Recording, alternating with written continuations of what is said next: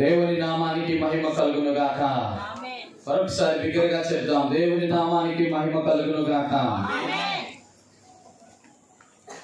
దేవుడు ప్రతికూలమైన పరిస్థితులలో కూడా అనుకూలమైనటువంటి విధానాన్ని దేవుడు అనుగ్రహించి తన యొక్క కార్యక్రమాన్ని జరిపించుకుంటాడు. అందును బట్టి దేవునికి హృదయపూర్వకంగా వందనాలు చెల్లించబోతున్నాం. దేవాది దేవుని యొక్క మాటలను శ్రద్ధగా వినండి. దానిని బట్టి దేవుని యొక్క కృపను బట్టి మిమ్మల్ని అందరినీ ప్రేమపూర్వకంగా ఆహ్వానిస్తూ ఉన్నాం. ప్రియమైన వారులారా, ప్రత్యేకముగా చిన్న మాటని మనం చదువుకొని వర్తమానములోనికి వెళదాం. మత్తయి సువార్త 1వ అధ్యాయము 21వ వచనం. మత్తయి సువార్త 1వ అధ్యాయము 21వ వచనాన్ని దయచేసి ఎవరైనా చదివి పెట్టండి. ఆమె ఒక కుమారుని కనును, తన ప్రజలను వారి పాపముల నుండి ఆయనే రక్షించును కనుక ఆయనకు యేసు అని పేరు పెట్టుదు అని. ఒక చిన్న ప్రార్థన చేసుకొని మన వాక్యంలోనికి వెళ్ళిపోతాం. దయచేసి మీ తలలో ఉంచినట్లయితే, మీ తలల మీద ముసుగు వేసుకున్నట్లయితే ప్రార్థన చేసుకొని వర్తమానంలోనికి ప్రవేశిద్దాం. పరిశుద్ధుడు అయిన తండ్రి, నీ పరిశుద్ధ నామానికి స్తోత్రాలయ్యా. మరొక శ్రేష్టమైనటువంటి దినాన్ని మాకు అనుగ్రహించారు దేవా ప్రభా. ప్రతికూల పరిస్థితులలో కూడా ప్రభా నీ వాక్యమును ప్రకటించేటటువంటి భాగ్యాన్ని అనుగ్రహించారు దేవా ప్రభా. వచ్చిన నీ బిడ్డల యొక్క సమయమును పాడు చేయకుండా వారికి ప్రీతికరమైన పరిచర్య చేయనట్లు కృపను అనుగ్రహించండి. ఆత్మదేవా, మీ యొక్క శైలిలో, మీ యొక్క రీతిలో ప్రభా మీరే నన్ను నడిపించమని వేడుకుంటున్నాను ప్రభా. ప్రకటింప చేయవాడు నీవే, గ్రహింప చేయవాడు నీవే, ఒప్పింప చేయవాడు నీవే అంటూ ప్రభా నీ పాదాలకి నా హృదయపూర్వకముగా నా స్తుతి ఆరాధనను సమర్పించుకుంటూ బలహీనుడును భక్తిహీనుడును అయినటువంటి నన్ను కూడా నిలబెట్టుకొని నాయనా నీ మాటలు ప్రకటించడానికి నేను ఏమాత్రము అర్హుడును కాను నాయనా, ఖచ్చితంగా అయోగ్యుడని ఒప్పుకుంటూ దేవా నా నోటి నుంచి ఏ ఒక్క అపవిత్రమైన మాట రాకుండా నాయనా ప్రభా, ఇతరులను నొప్పించే మాట రాకుండా దేవ ప్రభా నీ సువార్తమానాన్ని నీ శైలిలో, నీ రీతిలో ప్రకటింప చేయమని నాయనా నా నాలుకను, నా గొంతును, నా పెదవులను బలిపీఠం మీద తీసిన కారునిప్పుతో నాయనా ప్రభా తగిలించి నన్ను సరళపరచమని నాయనా నీ వాక్శక్తిని అనుగ్రహించమని మీరు మాత్రమే వాడుకోనమని ప్రభా వచ్చినటువంటి వారికి దీవెనకరంగా, నీకు మహిమకరంగా, మేలుకరంగా జరిగించమని నజరేయుడైన యేసు నామమున ప్రార్థించి అడిగి వేడుకుంటున్నాము తండ్రి. ఆమేన్. ఒక ప్రత్యేకమైనటువంటి మాటని నేను తొలి పలుకుగా చెప్పి ఈ యొక్క వర్తమానాన్ని ఆరంభిస్తాను. ప్రియమైన వారులారా, ఈ శబ్ద తరంగాల గుండా ప్రసారం అవుతున్నటువంటి ప్రత్యేకమైనటువంటి మాటలు ఎవరైనా వింటే దయచేసి ఒక 3 విషయాలు జ్ఞాపకం చేసుకోమని మిమ్మల్ని ప్రేమపూర్వకంగా ఆహ్వానిస్తూ ఉన్నాం. మొదటి మాట ఏంటంటే, దయచేసి ఈ యొక్క మాటలను దయచేసి ప్రేమపూర్వకంగా ఆలకించాలని ప్రతిమలాడుకుంటున్నాం. ఆలకించిన ప్రతి ఒక్కరు కూడా దయచేసి అర్థం చేసుకోవడానికి ప్రయత్నం చేయమని మరొకసారి ప్రేమతో ప్రతిమలాడుతున్నాం. ఒకవేళ ఈ మాటలు మీరు ఆలకించిన తర్వాత దానిని మీరు అర్థం చేసుకున్నట్లయితే, మీకు ఇష్టమైతే ఈ మాటల ద్వారా మీ హృదయాన్ని దేవుడు ఏమైనా సంధిస్తే దయచేసి ఈ యొక్క మాటలని మీ హృదయంలోనికి ఆహ్వానించండి. ఆహ్వానించినటువంటి మీరు దయచేసి ఆ మాటలను బట్టి ఆచరణలోనికి తీసుకునండి. ఒకవేళ ఆచరణకు యోగ్యమైతే ఈ మాటలు దయచేసి ఆరాధించడానికి పూనుకొనండి. ఆలకించండి, ఆచరించండి. మీకు ఇష్టమైతే ఆరాధన ఈ క్రిస్మస్లో చేయమని ప్రేమపూర్వకంగా మిమ్మల్ని ప్రతిమలాడుకుంటున్నాం. చెప్పబడుతున్నటువంటి మాటను బట్టి మీ ముందుకి ఒక దివ్యమైన మాటని ప్రకటిస్తూ ఉన్నాం. క్రిస్మస్ అంటే ఒక ప్రత్యేకమైనటువంటి ఆరాధన. ఈ ఆరాధనని ప్రత్యేకముగా ఒక మాట ద్వారా ఆరంభించాలని ఆశపడతా ఉన్నాం. ఇప్పుడు చెప్పబడిన మాట పరిశుద్ధ గ్రంథములో మత్తయి సువార్త 1వ అధ్యాయం 21వ వచనం. ఆమె ఒక కుమారుని కనును, తన ప్రజలను వారి పాపముల నుండి ఆయనే రక్షించును కనుక ఆయనకు యేసు అని పేరు పెట్టుదు అని. ఈ మాటలో ఒక ప్రాముఖ్యమైనటువంటి 3 మాటలుగా మీకు విభజించి చెప్పాలని ఆశపడతా ఉన్నాను. దయచేసి అర్థం చేసుకోనండి. మొదటిది, ఈ మాటలో మనకు కనబడుతున్న ఒక చక్కటైన మాట తన ప్రజలు. రెండవ మాట వారి పాపములు. మూడవ మాట ఆయనే రక్షించును. 3 మాటలండి. చక్కటి 3 మాటలను చక్కగా మిమ్మల్ని వివరిస్తాను. దయచేసి అర్థం చేసుకోనండి, ఆచరించండి, అనుమతించండి. నిజంగా మీకు హృదయాలు దేవుడు స్పందిస్తే ఆయన్ను ఆరాధించండి. ఇక్కడ బలవంతం ఏమీ లేదు. బలవంతముగా ఎవరు కూడా యేసు ప్రభుని నమ్మమని, ఆయనకి దగ్గరికి రమ్మని మేము ప్రకటన చేయడం లేదు. మీరు నిజముగా యేసు ప్రభు మాటలు మధురమైన మాటలు, తీయటైన మాటలు, చక్కటైన మాటలు, ఇవి మనుషులను మార్చే మాటలు కాబట్టే ప్రకటిస్తూ ఉన్నాం. కాబట్టి ఈ మాటల ద్వారా ఎవరైనా మీ యొక్క హృదయాలు దేవుడికి ఖచ్చితంగా స్పందిస్తే దయచేసి ఈ క్రిస్మస్ లో మాతో కూడా మీరు ఆ యేసు ప్రభుని ఆరాధించాలని, హృదయపూర్వకముగా హృదయములో ఆయన స్తుతించాలని కోరుకుంటున్నాం.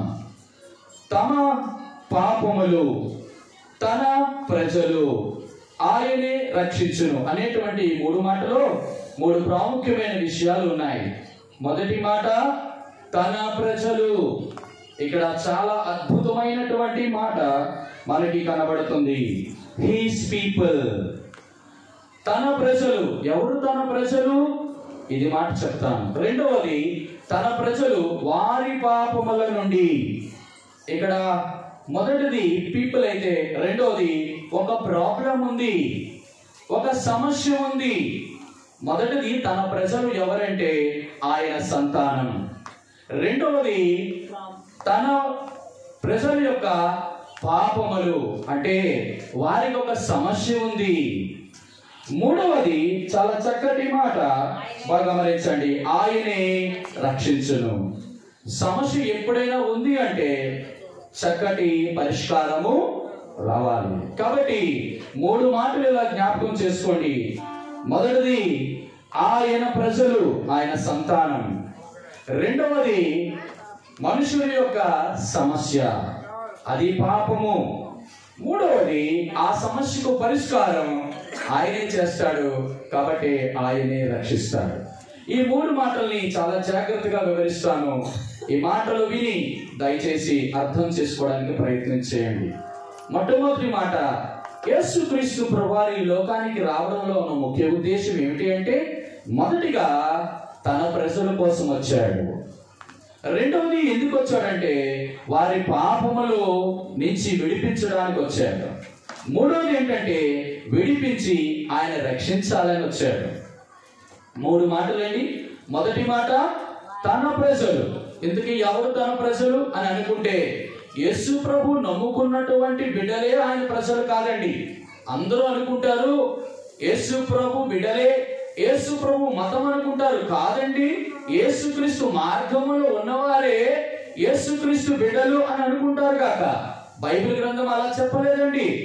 ఎవరు ఆయన ప్రజలు అంటే కీర్తనల గ్రంథం 100వ అధ్యాయం, కీర్తనల గ్రంథం 100వ అధ్యాయం 3వ వచనం.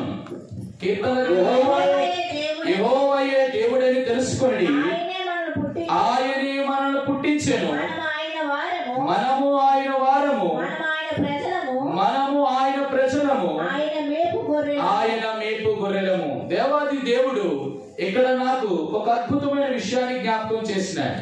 మొదటి మాట ఏంటంటే యెహోవాయే దేవుడని తెలుసుకొనడి, తర్వాత ఆయనే మనలను. కాబట్టి దేవాది దేవుడికి ఉన్నటువంటి ఒక మహా అద్భుతమైనటువంటి కార్యము, ఆయన శక్తి ఏమిటి అంటే పుట్టించగలిగిన వాడు ఆయనే. కాబట్టి ఎవరైతే ఈ లోకములో పుట్టించాడో ఆయనే దేవుడు. బాగా గమనించండి. ఇప్పుడు ఆయన ప్రజలు అంటే అర్థం ఏంటి అంటే, ఆయన సంతానము అని అంటే అర్థం ఏంటి అంటే, ఎవరు ఆయన ప్రజలంటే ఎవరు అయితే నిజమైన సృష్టికర్త చేత పుట్టింపబడ్డారో, ఈ ప్రపంచంలో సకల మానవులు అందరూ కూడా తమ మట్టుకు తాము పుట్టలేదని గమనించండి. వాళ్ళందరూ పుట్టింపబడిన వారిని గమనించండి. ఆ పుట్టించిన వాడు సర్వ సృష్టికర్త అయిన దేవుడు. ఇప్పుడు చెప్పండి, ఎవరు ఆయన ప్రజలు అంటే ప్రపంచంలో ఉన్న 850 కోట్ల జనాభా పైగా ఉన్నటువంటి ప్రతి ఒక్కరు కూడా ఆయన ప్రజలే. అంటే ఆయన ఇక్కడ మనకి ఎలా కనబడుతున్నారంటే ఆయన పుట్టించిన వాడు. రెండవది అంటాడు ఆయన పరిపాలించిన వాడంట. కాబట్టి ఆయన ప్రజలు. మొదట ఆయన పుట్టిస్తాడు, ఆయనే పరిపాలిస్తాడు. మూడవది ఆయన మనమందరం ఆయన మేపు గొర్రెలు. అంటే అర్థం ఏంటంటే ఆయనే పోషిస్తాడు. అంటే దేవుడికి ఉండవలసిన 3 గుణాలు. మొదటిది ఆయన పుట్టిస్తాడు, రెండవది ఆయన పరిపాలకుడిగా ఉంటాడు, మూడవది ఆయన పోషిస్తాడు. ఇది దేవుడు. ఇప్పుడు చెప్పండి, తన ప్రజలను వారి పాపముల నుండి వారిని ఆయన రక్షించునంటే ఎందుకు ఎవరు ఆయన ప్రజలు అంటే యేసు ప్రభు నమ్ముకున్న వారే ఆయన ప్రజలు కాదు. ప్రపంచంలో అందరూ ఆయన ప్రజలే, అందరి కొరకు. కాబట్టి వారి పాపముల నుండి ఇప్పుడు చెప్తాను, బాగా గమనించండి. ఎందుకు ఆ ప్రజలందరికీ ఒక భయంకరమైనటువంటి సమస్య ఉంది. ఏమిటి ఆ సమస్య అంటే వారి పాపముల నుండి. అంటే ప్రజలందరూ కూడా ఎందులో ఉన్నారట? పాపములో ఉన్నారట. బాగా గమనించండి.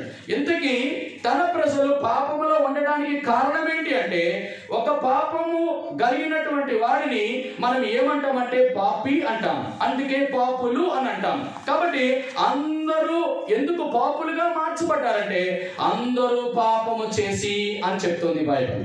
ఇంతకీ అందరూ చేసిన పాపం ఏమిటి? ప్రజలందరూ పాపం చేసిన పాపం ఏమిటంటే ఈ ప్రజలందరూ ఒకే ఒక మనుషుని ద్వారా ఉద్భవించారు. కాబట్టి ఒక మనుషుడు చేసినటువంటి పాపము ద్వారా ఈ లోకంలోనికి పాపము ప్రవేశించి ఆ ప్రవేశించిన పాపము ద్వారా మానవుడికి మరణము సంప్రాప్తమైంది. బాగా గమనించినారా? ఇప్పుడు మానవుల యొక్క పాపమే వారికి పెద్ద సమస్య అయిపోయింది. ఒకవేళ ఈ రోజు ప్రకటిస్తున్నటువంటి ఈ మాటలో యేసుక్రీస్తు ప్రభువారు రక్షకుడిగా ఎందుకు వచ్చాడంటే మానవుల యొక్క పాపముల నుండి వారికి పరిష్కారం కావాలి. పాపము నుండి పరిష్కారం ఎలా వస్తుంది అని అంటే మీరు బాగా గమనించారో లేదో, మనిషి యొక్క పాపము ఆ వ్యక్తిని ప్రమాదంలోనికి తీసుకువెళ్ళింది. ఈ ప్రమాదం నుంచి మనిషి తప్పించబడాలని చాలా రకాలైన ప్రయత్నాలు చేశాడు. చివరికి ఆ ప్రయత్నం అంతా కూడా నిష్ఫలమైపోయింది. ఎందుకు ఆ ప్రయత్నం చేశాడు? మన పితరులు పూర్వీకులు కూడా ఈ పాపము నుంచి బయటపడాలని ఒక చక్కటి కావ్యము లేకపోతే ఒక చక్కటి శ్లోకము కూడా ఇట్లా మన పితరులు చెప్తా ఉంటారు. పాపోహం పాప కర్మ పాపాత్మ పాప సంభవ జ్యోతిరాహిమాం కృపాయదే వత్స.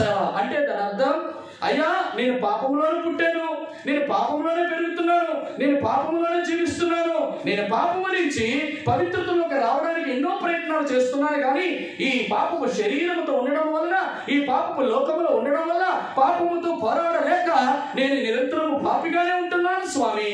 ఈ పాపములోంచి నేను పవిత్రంగా రావాలంటే నేనేమి చేయాలో చెప్పండి అంటున్నాడు. ఇప్పుడు గమనించవలసిన విషయం ఏంటంటే ప్రియమైన వారులారా, మనుషులకు ఉన్నటువంటి పెద్ద సమస్య పాపమే. ఒకవేళ ఇలా అనుకుందామా, ఒకవేళ మనుషుల యొక్క సమస్య శాస్త్రము అయితే దేవాది దేవుడు ఈ లోకానికి ఒక గొప్ప శాస్త్రవేత్తనే పంపించి ఉండేవాడు. మరి దేవుడు శాస్త్రవేత్తగా రాలేదు సుమి. రెండవదిగా, ఒకవేళ ఈ లోకంలోని మానవుల యొక్క సమస్య ఒక కేవలము వ్యాపారమే అనుకుంటే వ్యాపారవేత్తనే ఈ లోకానికి దేవుడు తీసుకొని వచ్చి ఉండేవాడు కాక. ఒకవేళ ఈ యొక్క లోకములో మనుషుల యొక్క సమస్య చూడండి ఆధ్యాత్మికమైనటువంటి వ్యవహారమే అయితే ఆధ్యాత్మికమైనటువంటి భక్తుల్ని ఈ లోకంలోనికి పంపించి ఉండేవాడు కాక. ఒకవేళ మానవుని యొక్క సమస్య శాస్త్రము కాక, ఆధ్యాత్మికమైనటువంటి విధానము కాక, వ్యాపారమే కాక ఆర్థిక సమస్య అనుకుంటే మానవులకు అందరికీ కూడా దేవుడు ఆర్థిక శాస్త్రవేత్తనే ఈ లోకానికి పంపించాడు. అంటే దాని అర్థం ఏంటంటే మనుషుల యొక్క సమస్య ఆర్థిక పరిస్థితులు కాదు, మానవునిక సమస్య వ్యాపార పరిస్థితులు కాదు, మానవునిక సమస్య వైద్య పరిస్థితులు కాదు. ఇవన్నిటికీ అధిగమించి అయ్యా ఏమిటి అనంటే మానవునిక సమస్య పాపం. మరి ఈ పాపము నుంచి పరిష్కారం ఎలాగొస్తుందండి? పురాతనములో మన పితరులు చెప్తున్నటువంటి మహా అద్భుతమైన మాట, ఒక వ్యక్తి పాపము నుంచి విమోచించబడాలి, పాపము నుంచి విడుదల చేయబడాలి, పాపము నుంచి ఆ పాపాలు క్షమించబడాలి, లేక పాపము నుంచి ఆయన తప్పించబడాలి అంటే కేవలం ఒకే ఒక మాట శాస్త్ర గ్రంథాలలో నుంచి గత కొన్ని వేల సంవత్సరాలు ముక్త కంఠముతో ఉద్ఘాటిస్తున్న ఒకే ఒక మాట ఏమిటో తెలుసా? పాపము చేసిన వాడు పాపి అయితే ఈ పాపము యొక్క మనిషి యొక్క పాప క్షమాపణ ఎలాగొస్తుందంటే రక్తము చిందింపబడకుండా మనిషికి పాప క్షమాపణ జరగదు. బాగా గమనించండి, రక్తము చిందించకుండా మనుషునికి పాప క్షమాపణ జరగదు. మరి పాపము ద్వారా బాగా గమనించండి, రక్తము చిందించబడాలి కదా. మరి ఏ రక్తం అయితే చిందించబడితే ఈ మనుషుల యొక్క పాపములు పోతాయని చాలా రకాలైనటువంటి మార్గాలు మన పితరులు అనుసరిస్తూ వచ్చారు. ఇంతకీ ఏ మార్గమో తెలుసా? వారు అనుసరించినటువంటి మొట్టమొదటి మార్గము జ్ఞాన మార్గం, రెండవ మార్గం కర్మ మార్గం. వారి యొక్క ఆలోచన నుంచి ఉద్భవించిన ప్రతి మార్గాన్ని అనుసరించారు. దానిని బట్టి మానవుని యొక్క జ్ఞానమును బట్టి, మానవుడు చేస్తున్న పనులు బట్టి వారి పాపమును తీసుకోవాలని శతవిధాలుగా కొన్ని వేల 6,000 సంవత్సరాల మానవ చరిత్ర నుంచి ప్రయత్నిస్తూనే ఉన్నారు. కానీ ఇప్పటి వరకు కూడా మానవుని యొక్క పాపము తీసివేయుట, విడిపించబడుట, తప్పించబడుట, క్షమించబడుట జరగలేదు. అయితే 2024 సంవత్సరాల క్రితం ఒక అద్భుతమైనటువంటి కార్యం ఈ భూలోకంలో జరిగింది. అదే దాన్ని ప్రకటిస్తున్నాం ఈ క్రిస్మస్ వేడుకలో. ప్రేమైన వారలారా బాగా గమనించండి, బాగా గమనించవలసిన విషయం, మానవుడు తమ పాప క్షమాపణ కొరకు రక్తము చిందిస్తే తప్ప ఆ మనిషికి పాప క్షమాపణ లేదు. ఇప్పుడు పాపములు క్షమించబడాలంటే ఏ రక్తం ఏంటి? బైబిల్ సెలవిస్తూ ఉంది హెబ్రీయులకు రాసిన పత్రికలో, ఎడ్ల యొక్కయు మేకల యొక్కయు రక్తము మనుషుల యొక్క పాపమును తీసివేయుట అసాధ్యం. మరి మానవుడికి ఉన్నవే, ఇంకా దాన్ని బట్టి ఎవరు కూడా ఏమి చేయలేరు. తన జ్ఞాన మార్గాన్ని, భక్తి మార్గాన్ని, తన యొక్క కర్మ మార్గాన్ని అన్నింటినీ అనుసరిస్తూ చేస్తున్న పనులు బట్టి. అయితే దేవుడు అంటున్నా, దేవుడు చేస్తున్న ప్రాముఖ్యమైన మాట అంటే, అయ్యా ఒక వ్యక్తి పాపాలు నుంచి రక్షించబడాలంటే ఖచ్చితంగా పాప క్షమాపణ జరగాలి. ఆ పాప క్షమాపణ ఎప్పుడు జరుగుతుందంటే ఆ మనుషుల యొక్క పాపానికి ప్రాయశ్చిత్తం జరిగినప్పుడు. చెప్పండి, ఏమిటి జరగాల? పాపమునకు ప్రాయశ్చిత్తము జరగాలి. పాపమునకు ప్రాయశ్చిత్తము జరగకుండా, రక్తము చిందింపబడకుండా, ఆ రక్తము ద్వారా పాపములకు క్షమాపణ లేదని ఇందు మూలముగా మేము ప్రకటిస్తూ ఉన్నాం. ఇంతకీ పాప ప్రాయశ్చిత్తార్థ బలిగా ఈ లోకములో తరచి చూస్తే ఎవరయ్యా ఈ లోకానికి సరిపోయినటువంటి ఆ రక్తము? ఈ యొక్క రక్తము ఖచ్చితంగా ఎటువంటిదై ఉండాలంటే పవిత్రమైన, నిష్కలంకమైన, నిర్దోషమైన రక్తం అయి ఉండాలి. అటువంటి రక్తము కావాలి. ఆ రక్తము ద్వారా ఈ లోకంలో ఉన్న మనుషులకు పాప క్షమాపణ జరుగుతుంది. ఒక్కసారి మానవుని యొక్క సమస్య ఆ పాపం నుంచి పరిష్కరించబడితే ఖచ్చితంగా ఆ వ్యక్తి రక్షించబడినట్టే. మరి ఈ రక్షణ కొరకు ఈ యేసు క్రీస్తు అనేటువంటి ఈ ప్రభు వారు ఈ క్రిస్మస్ కొడుకులో చెప్తున్నటువంటి ప్రాముఖ్యమైన మాట ఏంటి? బాగా గమనించండి. ఇప్పుడు దేవుని వాక్యం సెలవిస్తూ ఉంది, ఇంతకీ పాపం అంటే ఏమిటి? ఆ మూలాలకు వెళితే అప్పుడు మన పాపం నుంచి క్షమాపణ ఎలాగొస్తుందో మీకు ప్రకటిస్తాను. బైబిల్లో చాలా అద్భుతమైనటువంటి నిర్వచనాలు ఉన్నాయి. మన పూర్వము నుంచి చేసినటువంటి ఆ యొక్క పాపముల యొక్క నిర్వచనాలు కూడా ఉన్నాయి.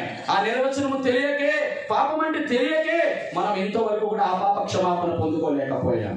చాలా మంది చెప్తున్నటువంటి అద్భుతమైన మాట ఏంటంటే, అయ్యా పాపం అంటే ఏమిటి అంటే ఆజ్ఞ అతిక్రమమే పాపం అన్నది బైబిల్. రెండవదిగా పాపం అంటే ఏమిటంటే విశ్వాస మూలము కానిది ఏదో అది పాపం అన్నది బైబిల్. ఏది ఆ పాపం అంటే సకల దుర్నీతియు పాపం అన్నది బైబిల్. ఏమిటండి? సకల దుర్నీతియు పాపమైతే, విశ్వాసం మూలము కానిదేదో పాపమైతే, ఆజ్ఞ అతిక్రమమే పాపమైతే, మరి ఆజ్ఞ అతిక్రమాల నుంచి, సకల దుర్నీతి నుంచి, విశ్వాసం మూలము కానిదైన వాటి నుంచి, వీటి నుంచి ఎవరు మమ్మల్ని రక్షిస్తారు? ఇది మానవులకు ఉన్న పెద్ద సమస్య. ఈ సమస్య నుంచి పరిష్కారం ఇవ్వాలని ఈ ప్రత్యేకమైన కూడిక ద్వారా ఈ వర్తమానం ప్రకటించబడుతుంది. విశ్వాసం మూలము కానిదేదో పాపం అన్నాం కదా. ఇంతకీ విశ్వాసం మూలము కానిదేటండి? ఈ ప్రపంచంలో భక్తి పారాయణం కొనసాగుతుంది. భారతదేశంలో భక్తికి కొదువు లేదు, ఆచారములకు కొదువు లేదు, సంప్రదాయాలకు కొదువు లేదు, కట్టుబాట్లకు కొదువు లేదు. ప్రతి దానికి కూడా నిండైన భక్తి మనం చేస్తూనే వస్తున్నాం. మరి ఇంత భక్తిలో నేను చెప్తున్న 3 మాటలు ఉన్నాయో లేవో గమనించండి. ఇంత చేస్తున్న భక్తిలో, ఆ భక్తిలో జీవముందా? చేస్తున్న భక్తిలో శక్తి ఉందా? ఆ భక్తిలో ధైర్యం ఉందా? ఈ 3 లేకపోతే మనం చేసిన భక్తియే కాదు. ఈ భక్తి ద్వారా దేవాది దేవుణ్ణి మనం ప్రసన్నం చేసుకోలేము.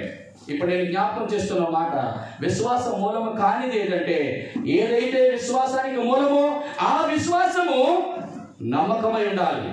ఆ నమ్మకము గుడ్డిదై ఉండకూడదు, అది మూఢనమ్మకమై ఉండకూడదు. చెప్తున్న ప్రాముఖ్యం ఏంటి? ఇంతవరకు కూడా మన విశ్వాసాలు, అయ్యా మేము ఏమి నమ్ముతున్నామో తెలుసా?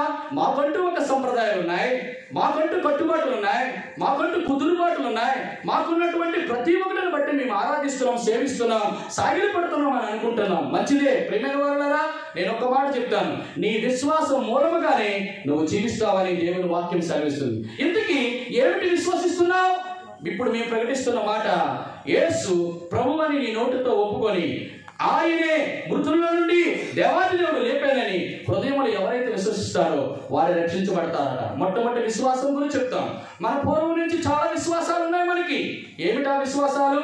చూడండి, ఉదాహరణకి చాలా మంది దేవాలయాలకు వెళ్తారు, కొబ్బరికాయ కొడతారు, మంచిదే, ఆచారమే. రెండవది, ఉదయకాల సమయంలో లేస్తారు, సంధ్యావందనం చేస్తారు, మంచిదే. మూడవది, ఇలా మాట్లాడుకుంటూ వెళ్ళిపోతే ఆ యొక్క ఇంటిలో దీపం పెడతారు, ధూపారాధన చేస్తారు, మంచిదే. అనేక సార్లు దేవాదేవికి నైవేద్యం పెడతారు, అన్ని మంచివే. నేను అంటాను, మరి ఈ దేవుణ్ణి ఎరిగినటువంటి పితరులు ఇవన్నీ కూడా చేస్తున్నారు కదా.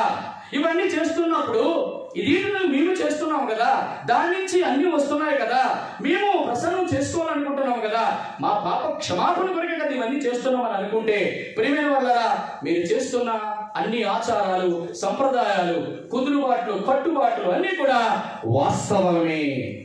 ఖచ్చితంగా మీరు చేస్తున్నవి మంచివే, చాలా మంచిదని చెప్తున్నాం. ఎందుకంటే దేవుని గ్రంథము సెలవిస్తుంది, అయ్యో నా ప్రజలు జ్ఞానము లేక నశించిపోవచ్చున్నారట.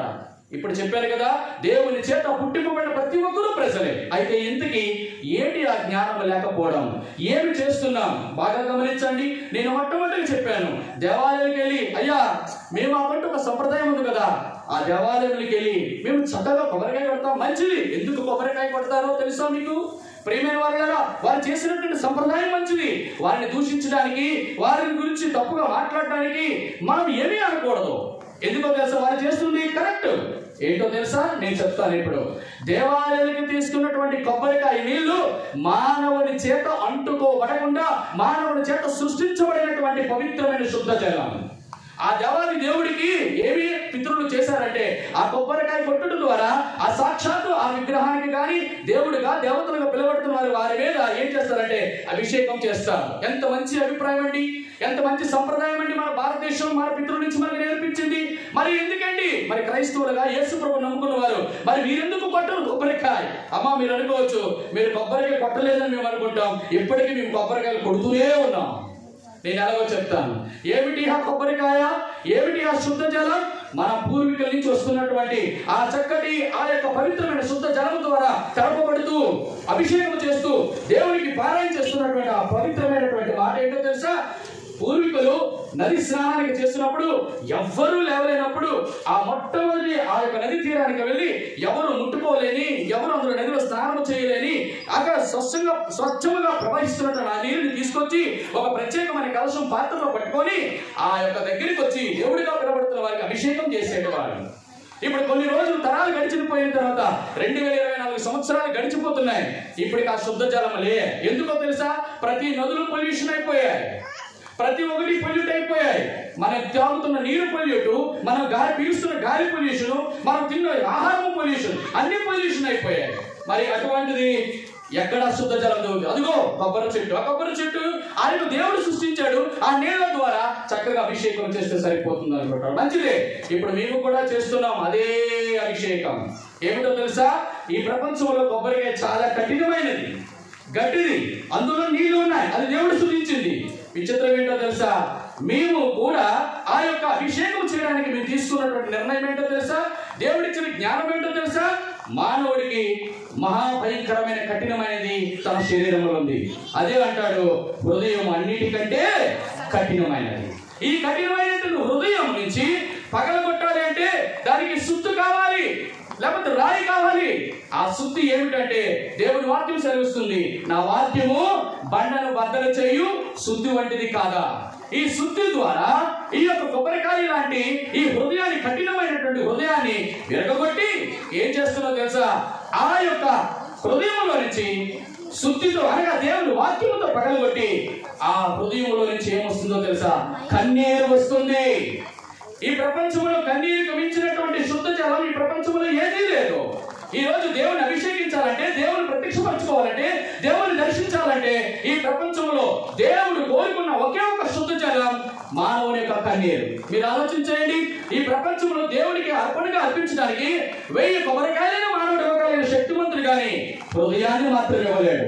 దేవుడికి కావాల్సింది ఇప్పుడు చెప్పండి, దేవుడికి కావాల్సిన అభిషేకం, దేవుడికి కావాల్సిన అర్పణం ఏంటి అంటే, నీవు డబ్బు ద్వారా సంపాదిస్తూ చేస్తున్నటువంటి ఆ కొబ్బరికాయల కంటే నీ శ్రేష్టమైన నీ హృదయం నుంచి వస్తున్నటువంటి ప్రతి కన్నీరు దేవుడికి ఏంటిదా?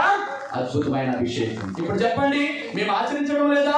కాకపోతే మీరు భౌతికంగా ఆచరిస్తున్నారు, మేము ఆత్మీయంగా ఆచరిస్తున్నాం. రెండవది ఏమిటి? సంధ్యావందనం. అయ్యో, ఇది ఎంతో పెద్ద చక్కటి మాట. మన భక్తులు, మన పూర్వీకులు చక్కగా దేవుడికి సంధ్యావందనం చేస్తారు ఉదయం లేచి. మేము కూడా సంధ్యావందనమే చేస్తున్నాం. ఎటువంటి సంధ్యావందనం చేస్తున్నాం? ఎవరికి సంధ్యావందనం చేస్తాం? వెలుగుతున్నటువంటి సూర్యుడికి. మరి సూర్యుడైనటువంటి వారు ఉదయం లేచి సంధ్యావందనం చేస్తున్నప్పుడు మేము కూడా దేవుడికి సంధ్యావందనం చేస్తున్నాం. ఎలాగంటారో తెలుసా? బైబిల్ గ్రంథం చెప్తుంది, కీర్తన 84వ అధ్యాయంలోని, యెహోవా అయినటువంటి దేవుడు సూర్యుడును కేడమనే ఉన్నాడు. ఉదయం లేచి మీరు సంధ్యావందనం చేస్తే మేము ఆత్మస్వరూపంగా ఉన్నటువంటి నీతి సూర్యుడైన ఆ దేవునికి మేమేం చేస్తున్నాం? మొక్కుతున్నాం. మీరు భౌతికంగా మొక్కారు, మేము ఆత్మీయంగా మొక్కుతున్నాం. అంతే తేడా. ఇందులో ఆచారం మారలేదే, సంప్రదాయం మారలేదే, కట్టుబాట్లు మారలేదే. మీరు చేస్తుంది మేము చేస్తున్నాం. మరి యేసుక్రీస్తు ప్రభువారిని మేము ఎందుకు నమ్ముకున్నాం? ఎందుకు నమ్ముతున్నాం? యేసు ప్రభు కావాల్సింది ఆధ్యాత్మికమైనటువంటి భక్తి, ఆచారమైన భక్తి కాదు. మూడవది ఏం చేస్తారంటే, ఇంటిలో దీపారాధన పెడతాం. దీపం ఎంత మంచిదండి. ఇంటిలో దీపం ఎందుకు వెలిగిస్తారు? వెలిగింపబడాలి, దేవుడి దగ్గర పెడతారు. మరి దీపం వెలగాలంటే ఏం కావాలి? నూనె కావాలి. నూనెలో ఏముండాలి చెప్పండి? ఆ చొమ్ములు ఉండి ఉన్నంత వరకు అది వెలుగుతుంది.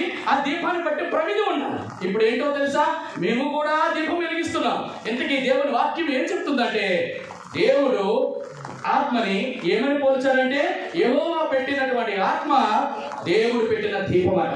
మరి ఈ దీపం నిత్యం వెలగాలంటే, అక్కడ దీపం వెలగాలంటే అక్కడ నూనె కావాలి. మరి ఈ ఆత్మ కలాలంటే నూనె లాంటి ప్రార్థన కావాలి.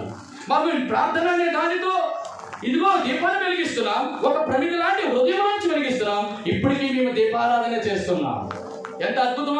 అది ఆచారమైన భక్తి కాదు, ఆధ్యాత్మికమైన భక్తి. ఇంకా మీకు చెప్పాలంటే చాలా విషయాలు ఉన్నాయి ప్రియమైనవారా. పితృపారంపరమైనటువంటి మీ వ్యర్థ ప్రవర్తనను విడిచిపెట్టినట్లుగా మీరు వెండి బంగారం వంటి క్షయ వస్తువుల చేత మీరు విమోచింపబడలేదు. ఏమన్నాడంటే, నిష్కలంకమైన రక్తం, అమూల్యమైన రక్తం అనగా పవిత్రము నిర్దోషమైన రక్తము చేత మీరు విమోచింపబడాలి. యేసుక్రీస్తు ప్రభువు ఇందాక చెప్పాడు, పాపము పోవాలంటే పాప క్షమాపణ జరగాలి. పాప క్షమాపణ జరగాలంటే పాప ప్రాయశ్చిత్తార్థం జరగాలి. పాప ప్రాయశ్చిత్తార్థం జరగాలంటే పాపమునకు బలి కావాల్సినటువంటి నిర్దోషము నిష్కలంకమైన బలి పశువు కావాలి. ఆ బలి పశువు యేసుక్రీస్తు గొర్రెల పిల్ల ద్వారా ఈ 2024 సంవత్సరాల క్రితం యేసుక్రీస్తు ప్రభువు ఈ లోకానికి వచ్చాడు. తన విలువైన, శ్రేష్టమైన, మహోన్నతమైన, ఉన్నతమైన, పవిత్రమైన, పరిశుద్ధమైన, నిర్దోషమైన, నిష్కలంకమైన రక్తాన్ని ఈ లోకంలో ప్రతి ఒక్కరికి వచ్చి చిందించాడు. ఇదండి పాప క్షమాపణ అంటే. పాప క్షమాపణ అంటే ఇది. కాబట్టి ఈ రోజు అవి అర్థమైన ఆచారములు, పితృపాలక ఆచారములు మా దగ్గర లేవు. మేము ఆధ్యాత్మిక ఇతరులను దూషించడానికి, కించపరచడానికి మాత్రమే కాదు. నా భారతదేశం నా ప్రజలకు ఒక అద్భుతమైన భక్తిని నేర్పించింది. ఇప్పటి వరకు ఆ భక్తులను కొనసాగించడం మంచిదే, కానీ వారి అవివేక హృదయము ఏమైపోయింది? అంధకారం అయిపోయింది. ఈ అంధకారం వల్ల, ఆ అవిధేయత వలన, ఈ అవిశ్వాసమైనటువంటి మనోనేత్రం గుడ్డితనం కలుగు చేయటం వల్ల మహిమా ప్రకాశమైన స్వర్తమానాన్ని వాడు ఏం చేస్తున్నాడంటే ఆపేస్తున్నాడు. ప్రియ సహోదరి, మిమ్మల్ని ప్రేమిస్తూ ఒక ప్రాముఖ్యమైన మాట, ఎంత పాపంగా ఉన్నటువంటి ఈ వ్యక్తి ఎందుకు పాపంగా మారిపోయాడంటే కనీసం 7 కారణాలు. మొదటి కారణం ఏంటో తెలుసా? వాడిలో ఉన్న అంధకారం. రెండో కారణం ఏంటో తెలుసా? వాడిలో ఉన్న అజ్ఞానం. ఎందుకు పాపంగా మారంటే వాడిలో ఉన్న అవిశ్వాసం. ఎందుకు పాపంగా మారిపోయింటే వాడిలో ఉన్న అవిధేయత. ఎందుకు పాపంగా మారిపోయాడు? వాడిలో ఉన్న అపవిత్రత. ఇలా చెప్పుకుంటూ వెళ్ళిపోతే ప్రతి ఒక్క విషయంలో కూడా నీతిమంతుడే లేడు, అందరూ పాపము చేసిన వారే. ప్రియ సహోదరి, ప్రకటిస్తున్న ప్రాముఖ్యం అన్నమాట. వారి పాపములను ఆయన రక్షించాలని ఎంతో ఆశపడుతున్నాడు. నేను చెప్పాను కదా, పాపములను చిందించబడకుండా పాప క్షమాపణ రాదు అని. ఈ పాప క్షమాపణ ఇవ్వడం కొరకే యేసుక్రీస్తు ప్రభువు ఈ లోకంలోనికి ఆయన శిలువ మ్రాను మీద 2024 సంవత్సరాల ప్రపంచ మానవాళి కొరకు చిందించబడ్డాడు. మీరు బాగా గమనించినారు లేదా? దేవుని సువార్త ప్రకటిస్తున్నటువంటి అద్భుతమైనటువంటి మాట ఏంటో తెలుసా? ఒక వ్యక్తి పాపము చేస్తే ఏమైందంటే, మేము పాపం అయిపోతే చెప్పబడుతున్నటువంటి 3 ప్రమాదాలు మీకు జ్ఞాపకం చేస్తాను. మొదటి, మానవుడు చేసినటువంటి పాపము ద్వారా దేవుడితో ఉన్న సంబంధాన్ని కోల్పోయాడు. మానవుడు పాపము చేయడం ద్వారా దేవుడు అనుగ్రహించిన మహోన్నతమని ప్రపంచంలో ఎవరు, ఎప్పుడు, ఎక్కడ, ఎలాగ ఇవ్వలేని అద్భుతమైన సమాధానాన్ని కోల్పోయాడు. మూడవది, ప్రపంచంలో అన్ని ఉన్నాయి కానీ హృదయంలో సంతోషం లేదరా దేవుని ఇచ్చే సంతోషాన్ని కోల్పోయాడు. ప్రియ సహోదరి, దేవుడితో సంబంధం కోల్పోయినావు, దేవునితో సమాధానం కోల్పోయావు, దేవునితో ఉన్నటువంటి సంతోషాన్ని కోల్పోయావు. మరి ఈ సంబంధం కలపాలా, ఈ సమాధానం అనుగ్రహించాలా, ఈ యొక్క ప్రాముఖ్యమైనటువంటి సంతోషాన్ని అనుగ్రహించాలంటే నీలో ఉన్న పాపం పోవాలి. ఈ పాపము ఎప్పుడైతే పోతుందో అప్పుడే దేవుడితో సంబంధం కలుగుతుంది. ఎప్పుడైతే దేవుడితో సంబంధం కలుగుతుందో దేవుడిచ్చే సమాధానం కలుగుతుంది. దేవుడిచ్చే సమాధానంతో పాటు దేవుడిచ్చిన సంతోషం కలుగుతుంది. అప్పుడే నువ్వు పరిపూర్ణంగా రక్షించబడినట్టు లెక్క. ప్రియ సహోదరుడా, మరి దేవుడికి మానవుడితో ఉన్నటువంటి సంబంధం ఏమిటి అనంటే చాలా బాగా ఆలోచించండి. మొట్టమొదటి సంబంధం, దేవుడికి మానవుడికి ఉన్న సంబంధం యజమానుడు దాసుడు. రెండవ సంబంధం, దేవుడికి ప్రజలకు ఉన్న సంబంధం, ఆయన దేవుడు ఈయన ప్రజలు.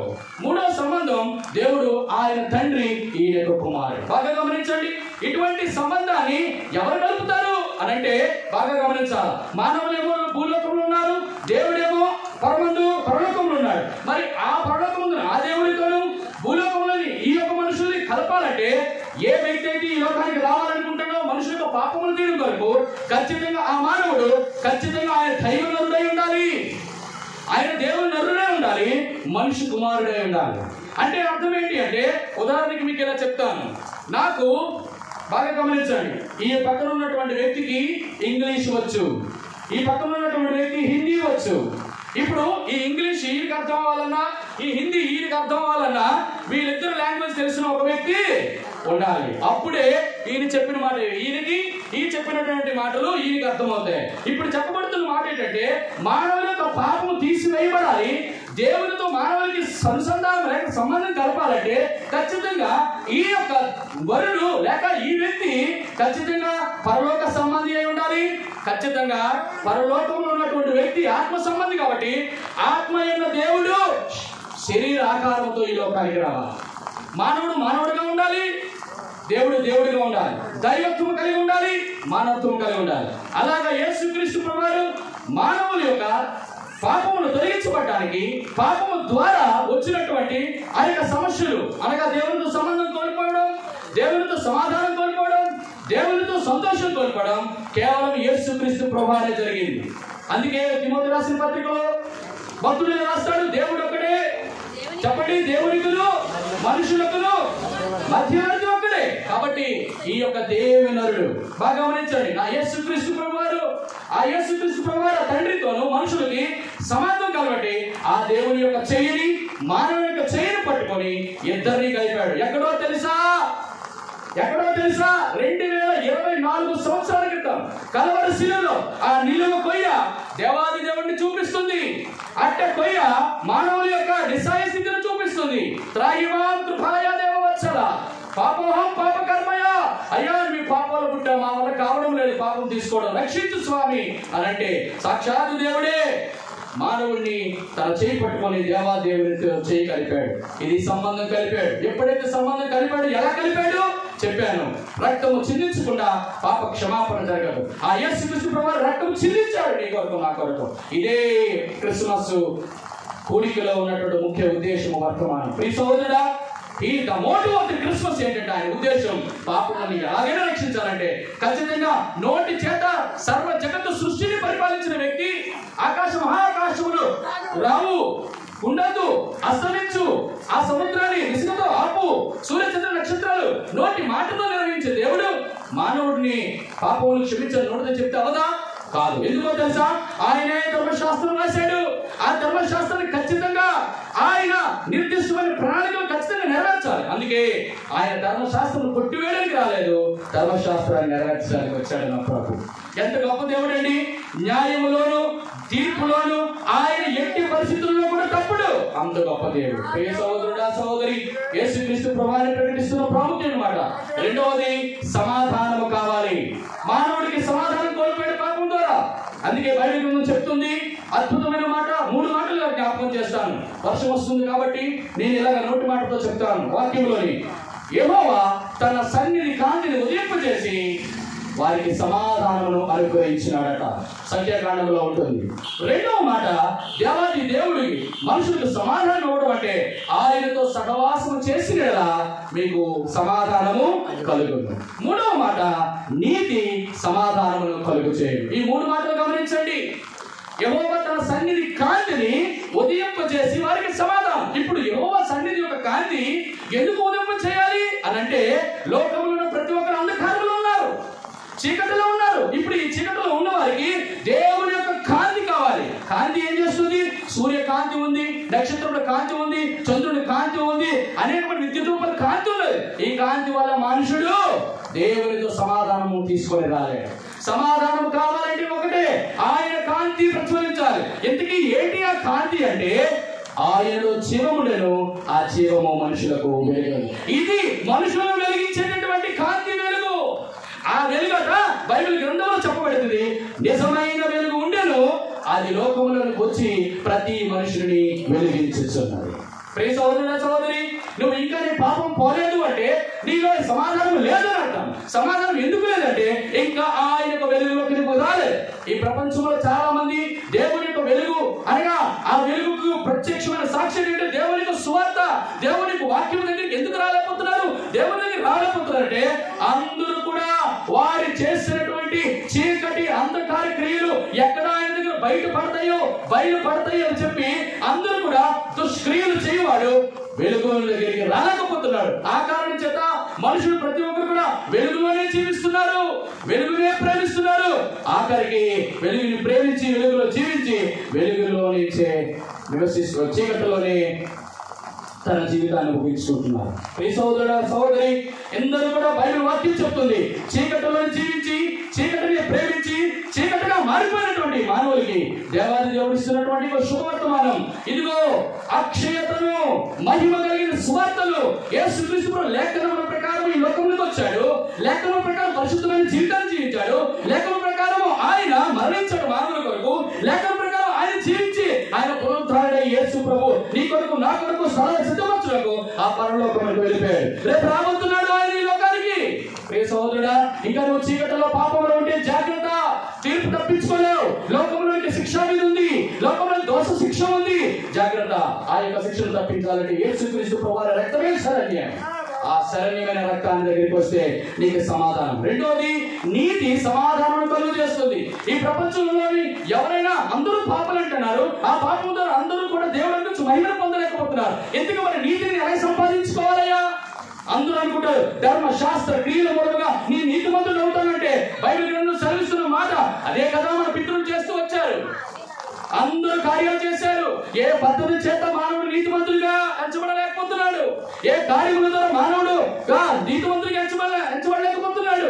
అయ్యా, మరి నీ నీతిమంతుడిగా తీరిస్తేనే కదా నేను సమాధానం పొందుకోగలను. దేవుని సమాధానం అంటే నీతిమంతుడు నీతిగా జీవించడం ద్వారా, అంటే దేవుడు నీతిమంతుడు చేసిన తర్వాత నీతిగా ఎలా జీవించగలంటే దేవుని యొక్క నీతిని పొందుకోవాలి. దేవుని నీతి, ధర్మశాస్త్రం ఒకవైపు నీతి, అది లోకపు నీతి. నీ యొక్క స్వనీతి, ఆ స్వనీతిని బట్టి దేవుని దగ్గర సమాధానం పొందుకోలేదు. ఇప్పుడు దేవుని నీతి దగ్గరికి రావాలి. ఈ దేవుని నీతి ఎవరంటే యేసుక్రీస్తు ప్రభువారు. ఆ యేసుక్రీస్తు ప్రభువారే మనకి నీతి అయ్యాడు. ఆయన నీతిమంతుడు. నీతి అంటే అర్థం ఏంటంటే పరిశుద్ధత. నీతి అంటే విశ్వాసం. అబ్రహాము దేవుని నమ్మెను, అది అతనికి నీతిగా ఎంచబడాడు. ప్రియ సహోదరుడా, సహోదరి, మేము నమ్ముకున్నటువంటి ఒకే ఒక ఆలోచన ఏంటంటే నా యేసు ప్రభు ఈ లోకానికి వచ్చారు. నా యేసు ప్రభు ఈ లోకానికి వచ్చి తన పరిశుద్ధమైన రక్తాన్ని కాల్చి నా నీతిమంతుడిగా తీర్చాడు. ఆ నీతిమంతుడు తీర్చి ఆయన లేపబడ్డాడు అనే ఒక్క విశ్వాసం నీ హృదయంలో ఉంటే, ఈ ఒక్క మాటతో నీ హృదయం స్పందిస్తే, దేవుడు నీతోనే మాట్లాడితే, అయ్యా నేను ఇంతవరకు సమాధానం హృదయంలో లేదు అని ఎందుకు ఆలోచిస్తున్నప్పుడు నీకు ఇస్తున్నటువంటి దేవుడికి సమాధానం ఏంటి తెలిసే? దేవుడు నీతిమంతుడిగా తీర్చాలంటే ఆయన విశ్వాసం ఉంచు. ఆ విశ్వాసమే నేను రక్షించి నీతిమంతుడిగా తీరుస్తుంది. మూడో మాట నేను చెప్పి ముగిస్తాను. ఒక వ్యక్తికి సమాధానం ఎప్పుడు జరుగుతుంది? కేవలము ఒకటి మాట ఏం చెప్పాను? తన వెలుగులోనికి వస్తే. రెండోది ఆయన విశ్వసిస్తే. మూడోది అన్నిటికంటే ప్రాముఖ్యం నీతి సమాధానం కలుగు చేసిన తర్వాత మూడో మాట ఏం చెప్పాను? ఆయనతో సహవాసం చేస్తే. ఈ సహవాసాన్ని కోల్పోయాం. ఎప్పుడంటే సహవాసం కోల్పోతాము? ఎప్పుడంటే వారికి వీరికి మధ్య తగువైతే, లేకపోతే వారికి మధ్య విరోధం వస్తే. ఎప్పుడంటే విరోధం వస్తుంది? లోకంలోని ఉన్నటువంటి మనుషులు చూస్తున్నారు, ఎందుకు నీకు నాకు విరోధం వచ్చింది, ఎందుకు నీకు నాకు శత్రుత్వం వచ్చింది. అందుకే యేసుక్రీస్తు ప్రభువారు ఆయన యొక్క రోమీయులకు రాసిన పత్రిక పౌలుతో రాయబడిన మాట ఏంటంటే, ఆయన యుక్త కాలం ఉండగానే, ఇంకా మనము దేవునికి శత్రువులే ఉండగానే మన కొరకు ఆయన మరణించాడు. ఎందుకు శత్రువు? దేవునికి శత్రువు అవడానికి కారణం ఒకటే, వ్యభిచారులారా ఈ లోక స్నేహము దేవునితో వైరం అనేది ఎరుగురా. ప్రియ సహోదరుడా, సహోదరా, లోకంలో ఉన్నటువంటి ఇప్పుడైతే లోకంలో నుంచి అరణ్యంలోకి వెళ్ళిపోవాలా? కాదు. లోకంలో నుంచి దేవుడు ఒక వ్యక్తిని రక్షించుకున్న తర్వాత మరలా ఆ లోకంలో ఉంచుతాడు. కారణం ఏంటో తెలుసా? నీకు లోకంతో పోరాటం ఉంది. దేవుడి యొక్క గొప్పతనం అదే. దేవత యేసు ప్రభువును నమ్ముకున్న తర్వాత మేమేదో కొత్త లోకంలోకి వెళ్ళిపోవాలా?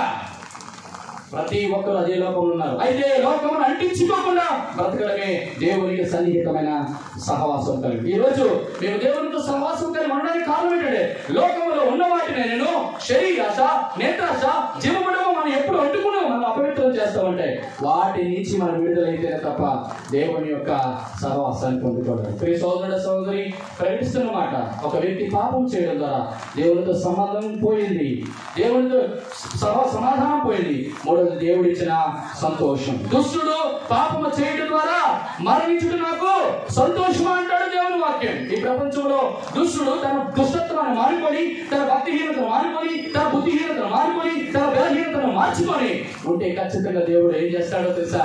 వాడిలో జీవం ప్రవహింపజేస్తాడు. ఆ జీవము దేవుని యొక్క వాక్యమే. ఈ సువార్తను ఎవరైతే విశ్వసిస్తారో ఆ సువార్త ద్వారా మనకి సంతోషం. దేవా, నా కొరకు వచ్చావా, నా పాపను క్షమించబడ్డా. ఈ ప్రపంచంలోని యేసుక్రీస్తు నమ్ముకున్నటువంటి వారికి అప్పులున్నాయి, సమస్యలున్నాయి, శ్రమలున్నాయి, బాధలున్నాయి. అయినా కూడా ఇన్ని శ్రమల్లో, ఇంత హింసల్లో కూడా వారి క్రైస్తవులు ఎందుకు సంతోషించగలుగుతారంటే, హబక్కూకు రాసిన గ్రంథంలో చెప్పబడుతుంది, అయ్యా పశువులు, చాలా పశువులు లేవు, నా ఇంటిలో బియ్యం లేవు, నా ఇంటిలో వండుకోవడానికి ఏమీ లేదు, నేను ఉండడానికి ఇల్లు లేదు, కట్టుకోవడానికి సరైన బట్ట లేదు, తినడానికి సరైన ఆహారం లేదు. అయినా కూడా క్రైస్తవుల్లో చెరగని చిరునవ్వు నిరీక్షణ ఏంటో తెలుసా? నా రక్షణకర్త అయిన యెహోవా యందు నేను ఆనందిస్తాను. ఇది సంతోషం. ఇది లోకంలో ఎవరు ఇవ్వలేరు. డబ్బును బట్టి రాదు, అందమును బట్టి రాదు, నీకున్న బంధువర్గాన్ని బట్టి రాదు, నీకున్నట్టు కులమును బట్టి రాదు, నీకున్న శక్తి, నీకున్న అందం, నీకున్న ఉద్యోగం, నీకున్న జీతం, నీకున్న పరిస్థితులు బట్టి రాదు. ఇది కేవలం దేవుడు ఇవ్వగలడు. ప్రియ సోదర, సహోదరి, ప్రకటిస్తున్న ప్రాముఖ్యం మాట, దేవుడిచ్చిన సంబంధం కావాలన్నా, దేవుడిచ్చిన సమాధానం నీకు కావాలన్నా, దేవుడిచ్చిన సంతోషం నీకు కావాలంటే ఖచ్చితంగా నీ పాపములు క్షమించబడాలంటే ఖచ్చితంగా నీ పాపాలకు క్షమాపణ రావాలి. నీ పాప క్షమాపణ అంటే కాబట్టి నీ యొక్క పాపములకు ఎవరైనా ఆయన పవిత్రమైన రక్తము కలిగిన వాడు, పరిశుద్ధుడైనటువంటి వ్యక్తి ఈ లోకంలోకి వచ్చి ప్రాయశ్చిత్తార్థ బలిగా నీ కొరకు ప్రారంభమయ్యారు. ఈ ప్రపంచంలో యేసుక్రీస్తు నమ్ముకోవడానికి ముఖ్యమైన కారణం ఒకటే, ఈ లోకంలో ఆయన పరమనందు తనతో తగ్గించుకొని వచ్చాడు. వచ్చినటువంటి వ్యక్తి పరిశుద్ధంగా పుట్టాడు. ఈ పుట్టినటువంటి వ్యక్తి పరిశుద్ధమైన జీవితం కలిగి ఉన్నాడు. ఈ ప్రపంచంలో ఎవరికి సాధ్యం కానిటువంటి మరణపు కోరను విరిచి మరణాన్ని జయించి తిరిగి లేచాడు. అది నా యేసుక్రీస్తు ప్రభువు. ఆ యేసుక్రీస్తు ప్రభువాన్ని మేము నమ్ముకోవడానికి ఆయన ఆరాధించడానికి క్రిస్మస్ లో ఒకే ఒక కారణం, యేసయ్య నువ్వు నాకు కొరకు ఎందుకు పుట్టావంటే ఈ ప్రపంచంలో అందరూ జీవించడం కొరకు పుడతారు. నా యేసుక్రీస్తు ప్రభువారు, నేను ప్రకటిస్తున్నటువంటి నజరేయుడైన యేసుక్రీస్తు ప్రభువారు నీ కొరకు నా కొరకు మరణించడానికే పుట్టాడు. నీకు ఇష్టమైతే ఆలోచించు, నీకు ఇష్టమైతే ఆయన అనుమతించు, నీకు ఇష్టమైతే ఆహ్వానించు, నీకు ఇష్టమైతే ఆచరించు. ప్రియ సోదర సోదరి, దాటిపోవద్దు. యేసుక్రీస్తు ప్రభువారు నేను ప్రేమిస్తున్నాను. ఆయన ప్రేమలో దోషము లేదు, ఆయన ప్రేమలో కపటం లేదు. ఆయన ప్రేమ నేను ఎప్పుడు కూడా పిలుస్తున్నది. భూదిగంత నివాసులు నా వైపు చూసి రక్షణ పొందండి. నేను మీకు శాంతిని, మీకు నెమ్మదిని, నీకు మార్గాన్ని, పరలోకానికి మీకు దారిని ఏర్పించడం. నీకు జీవం కావాలా? నువ్వు వెలిగించబడాలా? నీవు జీవంలో మరణం నుంచి జీవంలోకి రావాలా? అసత్యంలో నుంచి సత్యంలోకి రావాలా? యేసునందు విశ్వాసం ఉంచుడి. అప్పుడు మీరు ఏంటి వారు రక్షించబడతారు. తన ప్రజలు వారి పాపములను ఆయన రక్షించును కనుక ఆయన యేసు అని పేరు పెట్టారు. దేవుడి మాట దీవించి ఆశీర్వదించును కనుక ఆమేన్.